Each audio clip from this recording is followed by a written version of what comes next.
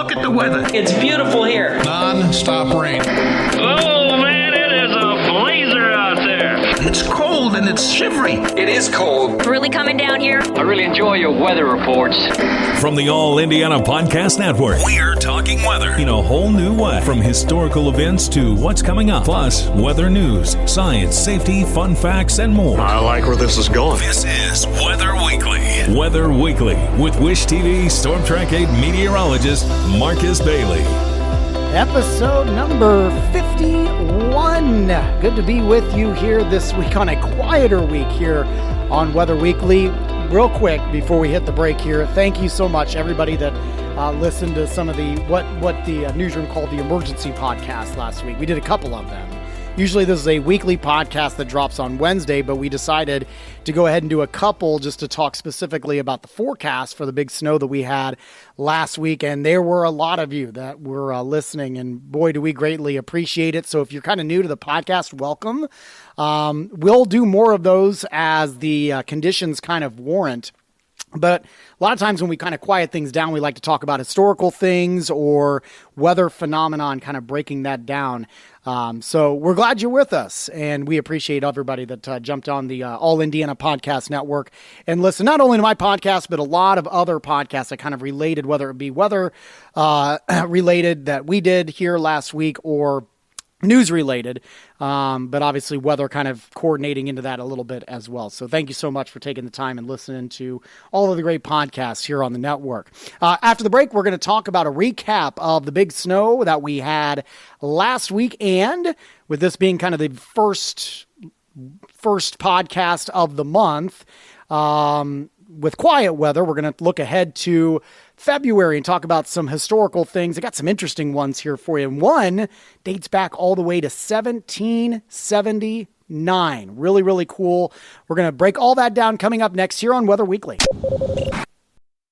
Audible's romance collection has something to satisfy every side of you. When it comes to what kind of romance you're into, you don't have to choose just one. Fancy a dalliance with a duke, or maybe a steamy billionaire. You could find a book boyfriend in the city and another one tearing it up on the hockey field. And if nothing on this earth satisfies, you can always find love in another realm. Discover modern rom-coms from authors like Lily Chu and Ali Hazelwood, the latest romantasy series from Sarah J. Maas and Rebecca Yarros, plus Regency favorites like Bridgerton and Outlander. And of course, all the really steamy stuff. Your first great love story is free when you sign up for a free 30-day trial at audible.com/Wondery. That's audible.com/Wondery. Episode number 51 is all about, well, partially about, the winter storm that we had here for the earlier portions of February. I guess we could call it the Groundhog's Day storm, although it was a multi-day event, but it did kind of kick off on Groundhog Day. And we're going to spend some time on how the forecast played out, what the results were, where we're at right now. And then we'll spend kind of the other half here talking about February, what's ahead, and some cool and interesting weather events that happened during the month of February, courtesy of the National Weather Service Archive. So let's get down to it here.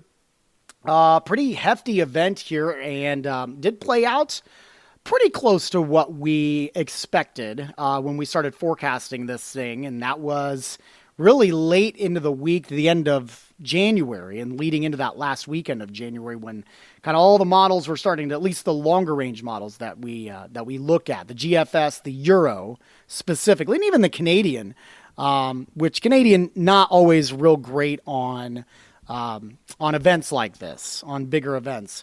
But even it was even advertising something big. Now, we didn't take it to heart because it always kind of overdoes the cold, a little bit of what we call a cold bias. But the Euro, the GFS were all on course for a significant snowstorm. It was just a matter of kind of fine-tuning that forecast. Where was the rain-snow line going to set up specifically for Wednesday?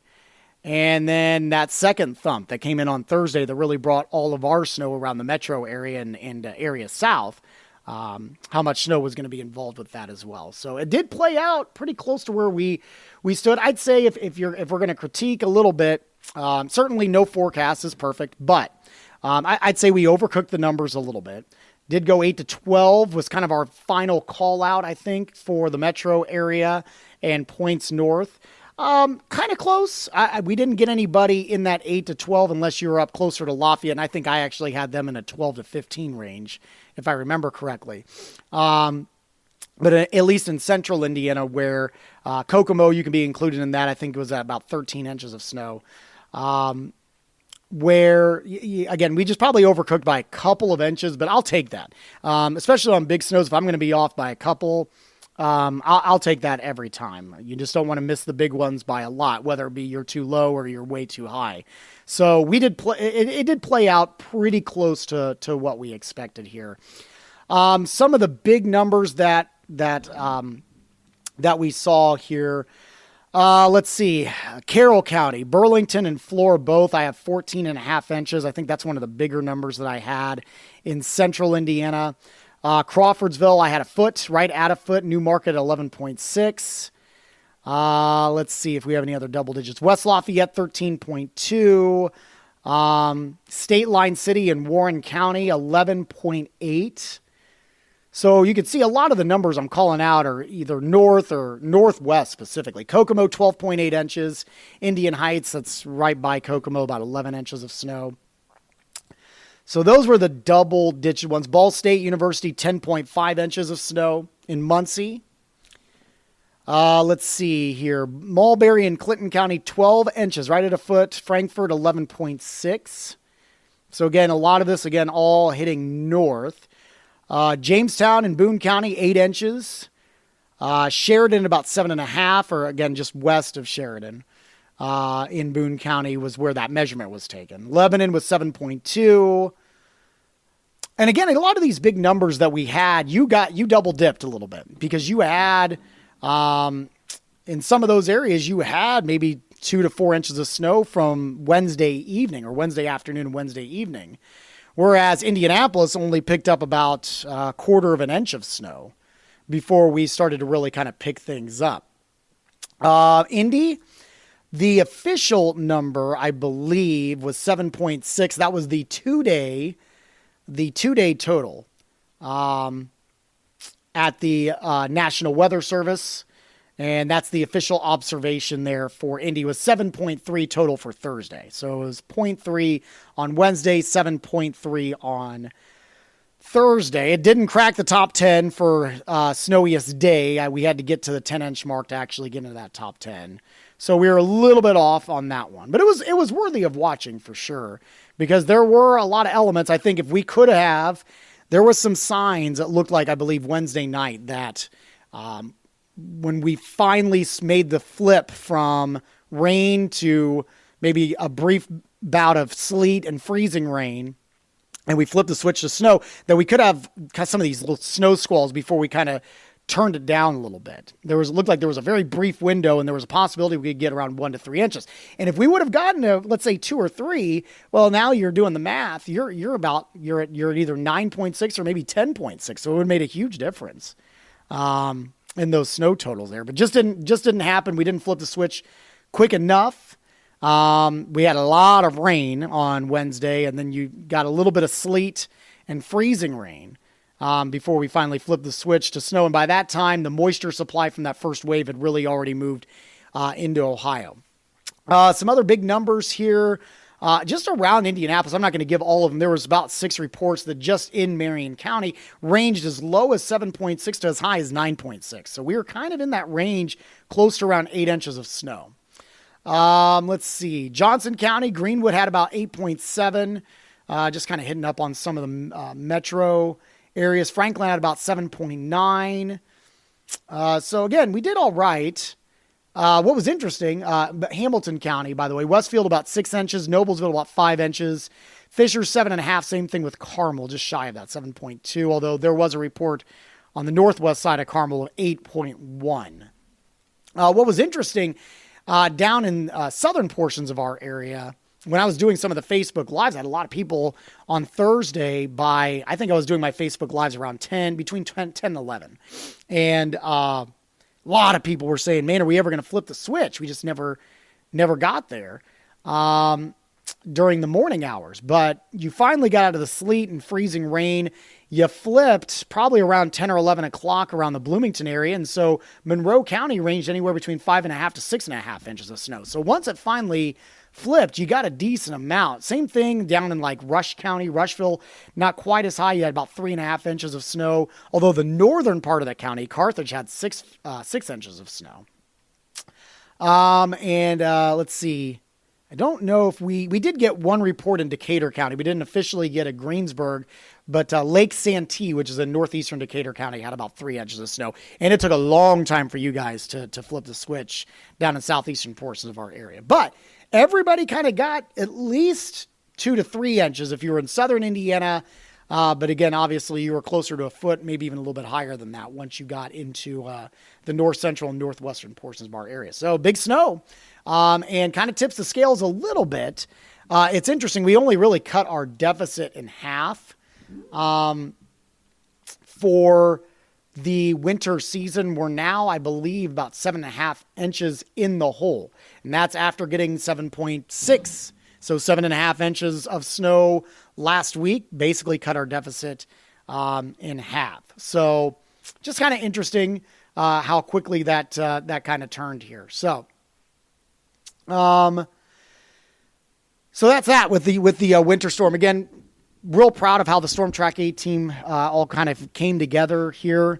It was as well as the forecast played out, it was extremely difficult because you had so many factors.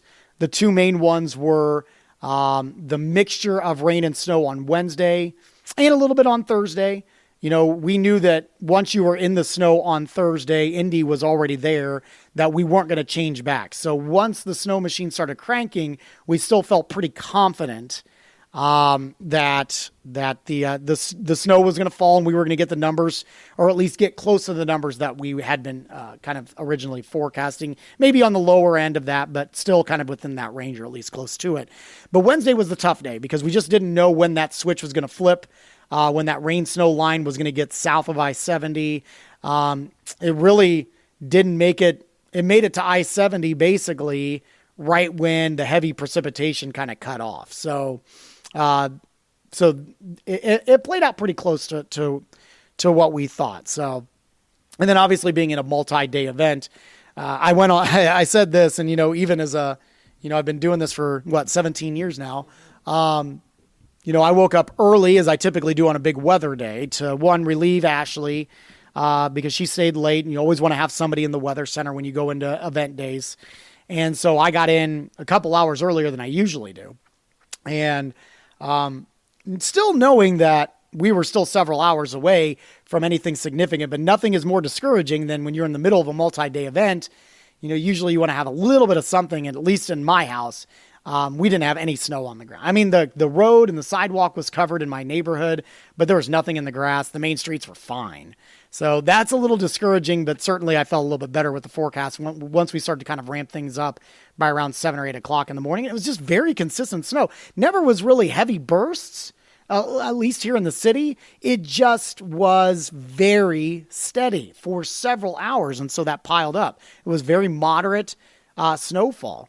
And then, of course, the winds. I know, at least in my house, I had drifts about 2 to 3 feet high. We live in an addition, but we're kind of out in a rural area too, so it's a little bit open. But I know that was kind of commonplace, so it's kind of tough to measure this snow. So very interesting system. And now we finally got the snow that I know a lot of people were excited about. And I'm sure now that we've had this snow, those of you that have been complaining that we haven't had any snow, and you're ready to move on to spring now. So. We'll see if that holds true in the forecast here after the break coming up. Let's do a real quick recap of the month of January now, as we typically do. First podcast of the month, which would have been last week, but we were in the middle of a winter system, so we held off till this week. Real quick recap on the month of January, 55th coldest on record at Indianapolis. So we did run a little bit on the chilly side. That's coming off one of the warmer Decembers that we've had on record. And we tied for 17th driest on record in Indianapolis. And I think that was probably the biggest story here for the month of January, was the lack of snowfall. Indy is typically the snowiest month that we have in the year, and we were far from that. Temperature-wise, we were -3 in the average temperature department in Indianapolis. That's despite the fact that we started the month off with a high of 61 in Indianapolis on the 1st of January. The lowest temperature was down to 0. That was on the 26th.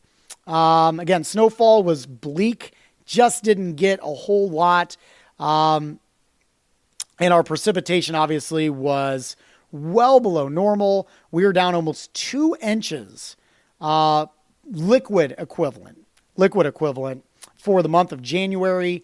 The wettest day that we had was nearly a half an inch, and that was on the 1st. And again, that's when we had temperatures into the low 60s. So it was pretty bleak when it came to the month of January and it came to snowfall.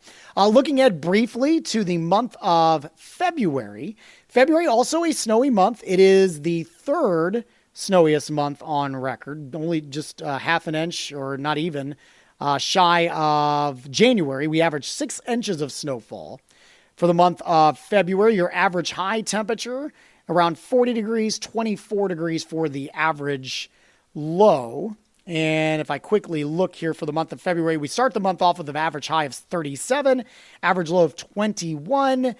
We end the month with an average high of 45 and an average low of 28. So a pretty big jump by around 8 degrees from the beginning of the month to the end of the month. Some fun stuff to know about for the month of February. This is historical dates that have happened, courtesy of the National Weather Service archives here. It's interesting. I'm going to go through a few of these, and as I typically do, I'm not going to read all of them. But what's interesting is there is a lot of severe weather events. Obviously, you know, there's going to be some cold weather events, whether it be temperature or ice or snow, but there's certainly a fair share of severe weather events that have happened in the month of February. Let's see here. February 3rd, 1995, not a big one, but a storm system brings a widespread 2 to 4 inches of snow. Martinsville received 6 inches of snowfall. In 1976, an ice storm, this was on the 4th, an ice storm strikes central Indiana on the 4th and the 5th, depositing up to an inch of ice on trees and power lines. Many trees are damaged and knocked down by the ice. That was in 1976. On the 5th in 2008 near Greensburg, a microburst, so that's severe weather, causes over $250,000 in damage. 1977 on the 6th at Indianapolis, the record low temperature for the day is set at -12 degrees. In 1925 on the 7th in Indianapolis, the record high temperature for the day is set at 66 degrees. In 1977, on the 8th at Indianapolis, the low temperature drops to -4. This is the 23rd time in the winter of 1976-77 that the temperature dropped below 0, which is a record number for times for the city. 23 times. And I mentioned this in a previous podcast that it's been several years. I think you have to go back to 2019, the last time that we actually had a temperature dip below 0 here in Indy. We've had several at 0, including this year. We've done it a couple times, but we've yet to fall below 0 in the air temperature department. On the 10th, 1871 at Indianapolis, on the first day of the official Weather Bureau records in Indianapolis, the high temperature is 28 with no precipitation. Low temperature records do not begin until March 1st of that year. In 1985, on the 11th, heavy snow falls across nearly all of Indiana on the 10th and the 11th, including 7 inches in Indianapolis. In 2009, on the 11th, at Medford in Delaware County, an EF1 tornado touched down. In 1899, on the 13th at Indianapolis, the record low temperature for the day is set at -17 degrees. In 2007, on the 14th, a winter storm begins blizzard conditions to much of north central Indiana. From the 12th to the 14th, Lafayette received 17 inches of snowfall. In 2006, on the 16th at Terre Haute, a tornado strikes the Hallman Field Airport, damaging several buildings. In 1910, on the 17th at Indianapolis, the record snow depth for the date is set at 16 inches of snowfall. That's, again, a depth, not snowfall that fell that day, but how much snow they actually had on the ground. In 1981, on the 19th, north of Linton in Greene County, thunderstorm winds blow a house off its foundation as well as destroy a garage. In 2014, on the 20th, an EF0 tornado in Rush County causes $12,000 in damage. In 1980, on the 21st, 3-inch diameter hail falls in Crawfordsville. So you're seeing the theme here. There's a lot of severe weather reports here. 1971, on the 22nd, in the Greensburg area, a tornado causes damage along an intermittent path of 10 miles, including overturning an airplane at the Greensburg Airport. So again, another severe weather event. I thought this one was really, really cool. Now, keep in mind, weather records in Indianapolis don't go back to what I say, 1871. All right. So this one was an interesting one. And I think this comes from the history books here. On the 23rd, 1779, a cool, clear morning froze still waters along the Wabash River just south of Vincennes. The ice is a 1/2 inch to 3/4 inch thick. The Army under George Rogers Clark marches 6 miles north along the flooded Wabash, at times through the icy waters, to retake Vincennes from the British shortly after sunset. Thought that was pretty cool. That happened February 23rd, 1779. On the 24th, in 1986, on the 23rd and the 24th, a snowstorm brings 6 to 7 inches of snow to Park County with 4 to 5 inches across other portions of west central Indiana. In 1965, on the 25th, at Indianapolis, a snowstorm brings 12.5 inches to the city on the 24th and the 25th. In 1984, on the 27th, a snowstorm blankets central Indiana with 8 to 14 inches of snow. From the 27th to the 29th, Interstate 65 between Indy and Chicago is closed for several days. That's interesting. In 1982, on the 28th, at Indianapolis, the snowiest winter, December through February, on record for the city ends with a total of 51 inches of snowfall. That was 1982. On the 28th, that closes the official winter season. On the 28th, 2011, at Ingalls in Madison County, an EF1 tornado causes over $100,000 in damage. And one leap day fact for you, 1932 at Indianapolis, the least snowiest winter, December through February on record for the city ends with a total of only 0.2 of an inch of snowfall. If it wouldn't have been for last week, we would have been kind of close to that a little bit. We were above that, but not by much. And we would have been in kind of that record territory as well. That, again, wrapped up in 1932. They even had an additional day with a leap day there. Still couldn't garner any other snow. 0.2 inches of snowfall. It's incredible. And when that's coming off of where we average into the mid-20s in terms of inches of snowfall. So some interesting stuff there. February gives you a whole host of things to come, as many of the months do, but February, really, you kind of kickstart a little bit of that transition to spring before you start flipping over to March. Although, as of late, not as many severe weather events and more snow events for late February and into March, as we've heard from Mike Ryan from the National Weather Service. So we are a long way off from writing off winter this season. We already had our kind of big snow. Doesn't mean that we're not going to see another one here as we go. Our February's early, and we still have all of March to go, which we've had some significant snows as of late for the month of March and even into early April as well. So we'll see if that holds true. But that's the things that you can look forward to here for the month of February. We'll look ahead to your first full week of February forecast that's coming up next here on Weather Week. All right, quick look at your forecast as we look ahead to this week in February here, the week of February 7th. The first full week of February, pretty quiet weather. Again, after a very active week last week, we're in much better shape here. You're going to have some fluctuating temperatures, but again, because of the higher sun angle that you get here in the latter portions of the winter, and some temperatures that should be warming above freezing, at least for a few days, we're going to have some pretty good snow melt. going on, with numbers probably back to around 40 through the midweek. May have some flurry chances or light snow chances on Wednesday evening thanks to a cold front moving through. And so we'll have a bit of a setback with temperatures coming in, it looks like on Thursday, to near freezing. But we bounce right back near 40 and dry early Friday. We'll have another frontal system coming through, it looks like Friday, warm enough that it's a wintry mix. We'll have some rain and then possibly changing to a rain-snow mix. It is going to bring in some colder temperatures for this upcoming weekend. We'll likely see numbers into the low 30s, it looks like Saturday and Sunday. I did put a chance for some light snow showers for early in the morning on Saturday. Nothing as of right now, and of course it's early on, but nothing right now that looks to be too significant here as we roll into the weekend. And then it looks like we'll start the next week off dry. Valentine's Day on Monday looked dry with highs near 40. 10-day outlook, kind of along the lines of what I just said, would take you through, take you to the 12th through the 16th.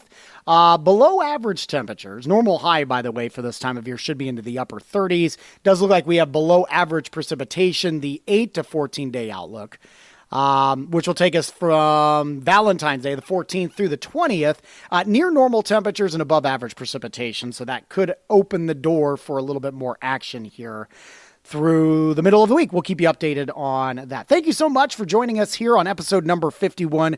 We appreciate your time. If you're new to the podcast, make sure you subscribe, and we always appreciate ratings too. You can hit those stars. 5 stars is certainly appreciated.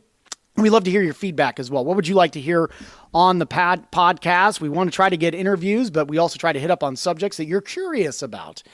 You can email me anytime at marcus.bailey@wishtv.com. I'm also on social media. You can hit me up on Twitter at Marcus Bailey or Facebook and Instagram, Marcus Bailey Weather will get you there as well. Make sure you check out all the other podcasts. I've got 50 other ones here, ranging from severe weather to winter weather to floods to hurricanes, even some space weather mixed in there as well. You can check those up on the timeline here on whatever podcast platform you choose. And while you're here, make sure you check out all the other great podcasts that we have here on the All Indiana Podcast Network.